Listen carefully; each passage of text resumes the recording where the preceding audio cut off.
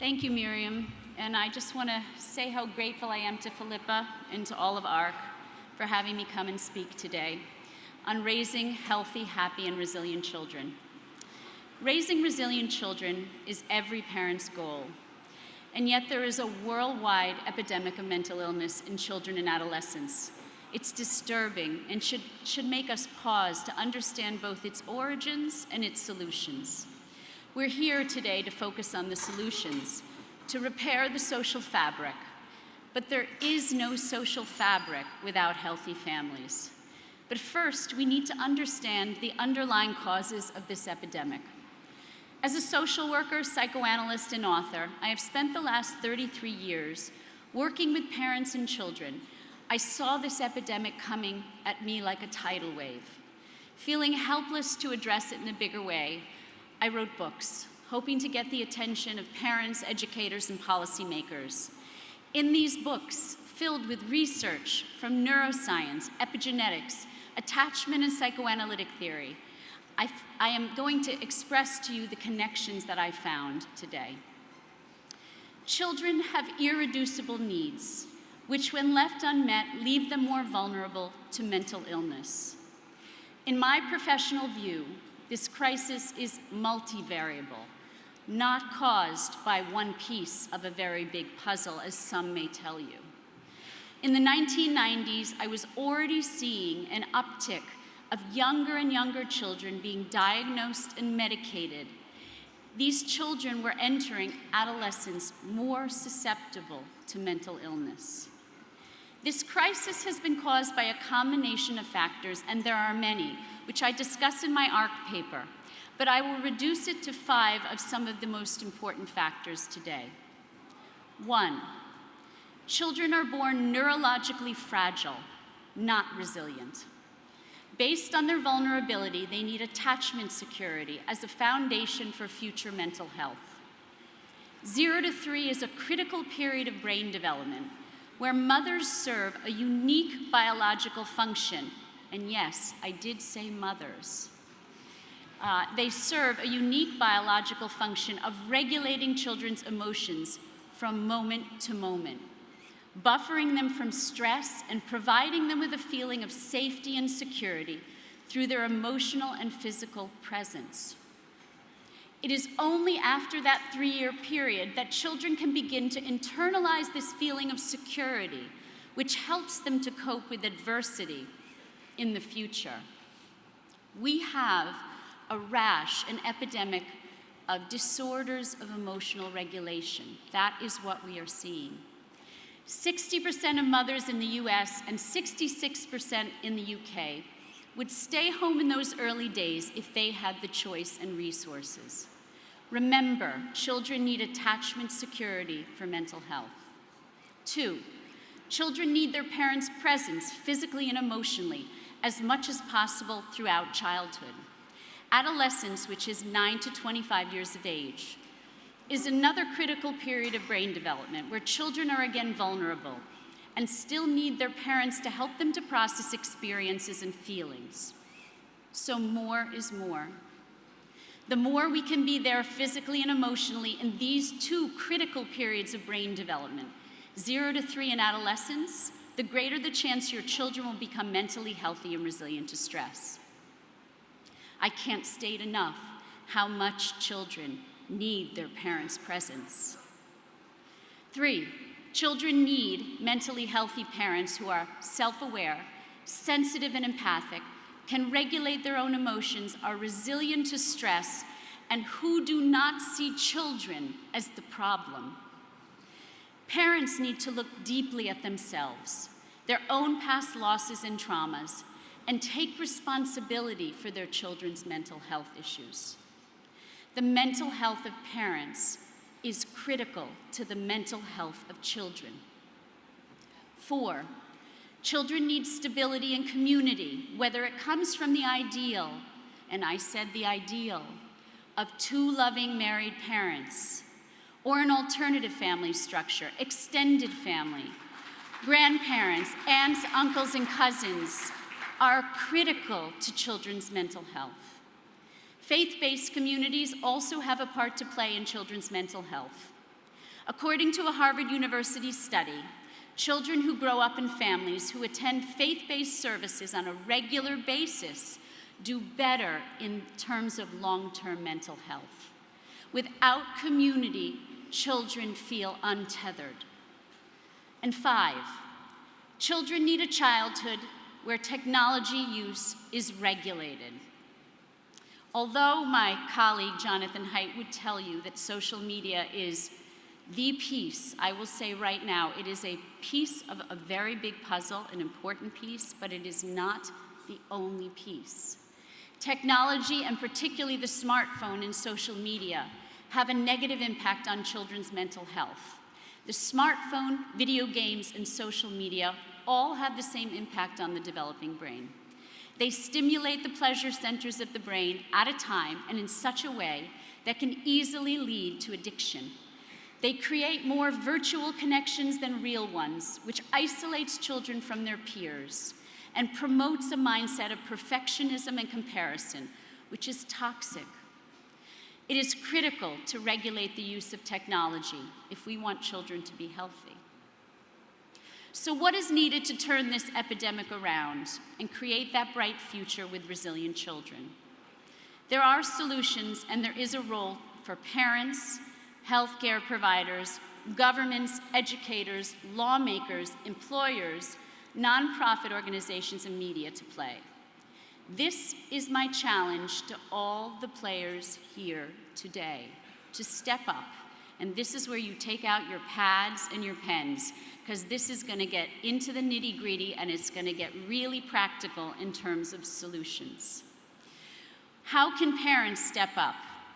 In Hebrew, we say Yisrei Ahava, which means the sacred obligation of love. Parents are the most important part of this equation. They play the most influential role in children's lives and bear primary responsibility for their upbringing. Parents need to seek help for themselves from therapists, parent guidance experts, and faith-based leaders. They need to educate themselves before they have children to assess their readiness to become parents. Parents need to make better choices and make the sacrifices. I'm going to repeat that word, sacrifices, something we don't like to do today, necessary to raise their own children when they can. And when they need to use childcare, reorient their childcare options to prioritize their own time with children. Secondarily, to rely upon extended family support. And lastly, with alternative attachment figures such as loving nannies, which they can share with other families if money is an issue. Institutional care is not and never will be a good option for children under the age of 3. There are so many studies which link institutional care from 0 to 3 with increased cortisol, stress hormone levels, behavioral issues, anxiety, and increased aggression. There is no point in beating around the bush. You have to get your own house in order before you bring children on the scene. And there is no substitute for healthy parents spending time with their children. Mental health is generationally transmitted from parents to children. How can communities step up? Community centers, faith-based communities can provide affordable and accessible mental health services and coaching for parents. These services could help parents to understand the underlying causes of behavioral symptoms in children, rather than focusing on the symptoms, labeling and medicating away children's distress, which is what we're doing today. It only causes more illness and more distress. It is only through understanding the underlying causes of mental illness that sustainable change will happen. How can educators step up? Schools can exercise their influence to become more responsive to the emotional needs of children, focusing on social emotional right brain development rather than cognitive learning in the very early years. Play-based experiential learning from 3 to 6 years of age helps children to regulate their emotions and learn frustration tolerance so they can cope with the challenges of cognitive learning later on. Schools can also reduce the pressure on children academically. Our children are under the worst academic pressure that we have ever seen in history. Redefine success as love of learning, robust self-esteem, and leaning into children's strengths rather than on grades and tests alone. Schools can create safe spaces for children who are facing adversities through peer and professional-led groups and by assigning them a trusted adult at school who they can confide in. Schools can advocate for later school start times. I'm gonna take a drink. They can advocate for later school start times to accommodate to something that most of you have probably never heard of, something called sleep-wake phase delay. Adolescents produce melatonin later in the evening than adults. That means when your teenager doesn't want to go to sleep till 1 in the morning, there's not something wrong with your teenager. There's something wrong with our society that makes kids get up at 6 in the morning to go to school. And studies show that when adolescents get sleep, they're less mentally fragile. So we should start school for teenagers later. And lastly, schools can take responsibility for students on and off campus with a code of ethical behavior, which demands a zero bullying tolerance and social media hygiene. How can healthcare providers step up? Healthcare providers are the first line of defense for families in crisis and with intergenerational trauma. Pediatricians have to stop focusing on the child as the problem and focus on the parents and family dynamics, as well as moving away from quick fix symptom relief as solutions to this mental health crisis. Pediatricians need to be re-educated that psychiatry should be the last resort when a child is showing signs of anxiety, depression, ADHD, or behavioral problems, unless there is a severe crisis or they fear for the safety of that child. Making the correct referrals in a timely manner to parenting coaches, play therapists, and psychodynamic therapists is key to stemming the tide of this crisis. Educating parents about the importance of breastfeeding, being physically and emotionally present from 0 to 3, attachment security, and the dangers of institutional daycare is a priority for doctors, nurses, and home visitors. How can media step up? Media has an important role to play in helping to turn around the narrative that work outside the home is more important than mothering. Mothering is the most important and valuable work.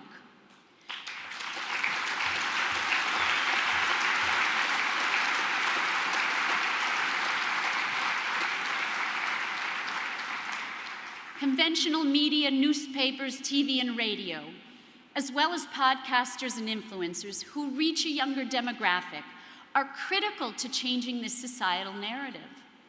Media has, for too many years, focused on the needs of parents and not on the needs of children. And too often the lens is focused on the economic perspective rather than the mental health perspective, highlighting women in the workforce rather than the importance of women at home. Media can emphasize that marriage is the best environment to raise children in. Two-parent families, when possible, provide emotional and financial security important to the stability of children. Programming and public service announcements can educate parents that institutional daycare is the least good childcare option if you have any other choice. Lastly, media can educate parents that social media is toxic and regulation of it by parents is critical to the health of children. How can employers step up? Employers have a role to play in allowing parents the space and time they need to be present for their children and to invest in their own mental health. Giving employees who are primary attachment figures paid parental leave of 1 year, adapting work schedules and norms to embrace part-time work for the next 2 years, providing options of flexible hours and hybrid working arrangements is critical, as is creating a corporate culture where employees take their paid leave, rather than fear it will sideline their careers long term. Lastly, encouraging career pauses to parents raising children with the option of returning to work at a later time, as well as providing re-entry points for women who choose to take longer breaks after having children. How can nonprofit organizations step up? Nonprofit organizations can partner with governments to create and implement preventative parenting education programs, as well as mental health services for parents and children who are at risk and in crisis. Early intervention, which brings programs into homes, schools, community centers, and businesses, are the kind of social entrepreneurship we need in these times of crisis. Nonprofit organizations can train women to work in fields which offer part-time opportunities, where they can work on their own terms. Mothers need flexibility and control. They need to be able to work cooperatively with other women who are raising young children. How can government step up? Yes, I do believe government has a role to play. Governments need to support primary attachment figures financially when they do not have resources available from employers. Governments need to give all mothers the option to stay home for a full year and to support them with resources so they can work part-time for another 2 years until their children are out of the 0 to 3 critical window of development, because the costs of neglecting families is far greater in the long run. Governments need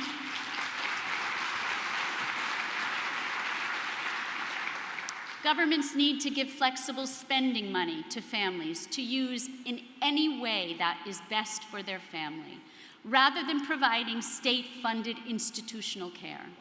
These stipends could be used by mothers to stay at home, pay a family member, or to pay a nanny. Families should be supported through tax benefits and incentives to raise children in two-parent married families to prioritize family stability.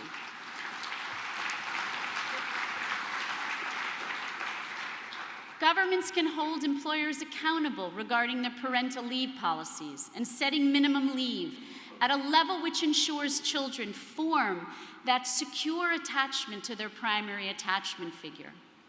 Governments can protect children from exposure to substances and sexual content that jeopardizes their mental well-being. They can provide stricter regulations regarding the legalization of drugs and alcohol, as well as online and print content which glorifies drugs and alcohol for adolescents. Legal psychopharmacological drugs are overprescribed, and governments can play a role in limiting and regulating that abuse. Last but not least, governments can make mental health services affordable and accessible to all who don't have the resources. They can provide a tax credit system to incentivize parents to invest in private mental health care for their families through therapy, parent coaching, and group support. To conclude, it is only by looking directly at and acknowledging a problem that we have any chance of addressing it or changing the outcome.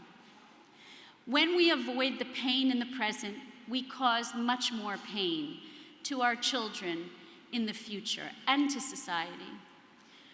We can reverse this narrative that our children are doomed to generations of mental illness and emotional fragility. But this will require that we all work together and take responsibility for each of our parts in creating a brighter future for our children. What we cannot do is to look away or wait for things to get better on their own, because they will not. The goal of raising healthy, resilient children is bipartisan, apolitical, and indivisible, and one that is achievable and attainable. If you feel like turning away because you're overwhelmed by my paper and my talk today, don't. Please don't turn away. For the good of our children and the good of society, turn toward these solutions. If there is one thing you remember from my paper, it is a quote from Terry Real. Every person is a bridge spanning two legacies, the one they inherit and the one they pass on. Family pathology rolls from generation to generation, like a fire in the woods, taking down everything in its path, until one person in one generation has the courage to turn and face the flames. That person brings peace to their ancestors and spares all the children that follow. Thank you.